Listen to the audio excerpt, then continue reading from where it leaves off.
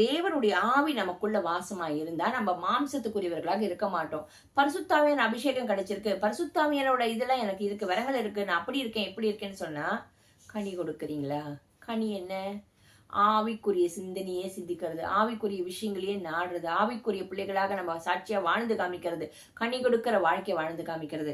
அப்ப இந்த இடத்துல போட்டிருக்கு, நீங்கள் மாம்சத்துக்கு உட்பட்டவர்களா இராமல் ஆவிக்கு உட்பட்டவர்களா இருப்பீங்க. பரிசுத்தாவியா நமக்குள்ள இருக்கான்னு சொன்னாக்க, அப்படி இல்லைன்னா கிறிஸ்துவின் ஆவி இல்லாதவன் அவருடைய அல்ல.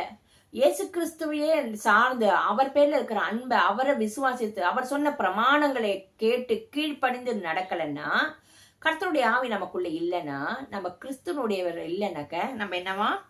அவருடையவர்கள் அல்ல.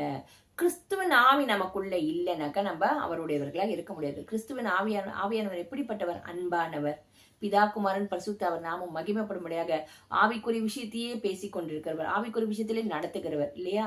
அப்படியே நடந்து காண்பித்தவர், அப்படியே வாழ்ந்து காண்பித்தவர்.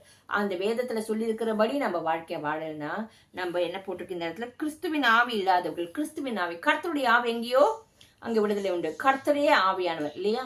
சோ அப்ப அந்த ஆவியானவர் நம்ம வேதத்துல பார்ப்போம். இயேசு கிறிஸ்து சொல்லுவார், பிதாவின் இடத்துல கேட்டோம், என்னுடையவைகளை எல்லாம் அவர் அறிந்தும் உங்ககிட்ட சொல்லுகிறார். அப்போ கிறிஸ்துவனுடைய ஆவியானவர், கர்த்தருடைய ஆவியானவர், பரிசுத்தாவியானவர், இவங்க 3 பேரும் ஒண்ணு.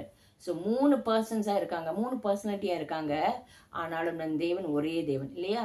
சோ அப்ப கிறிஸ்துவனுடைய ஆவி இல்லாதவர்கள் கிறிஸ்துவனுடையவர்களாக இருக்கவே முடியாது.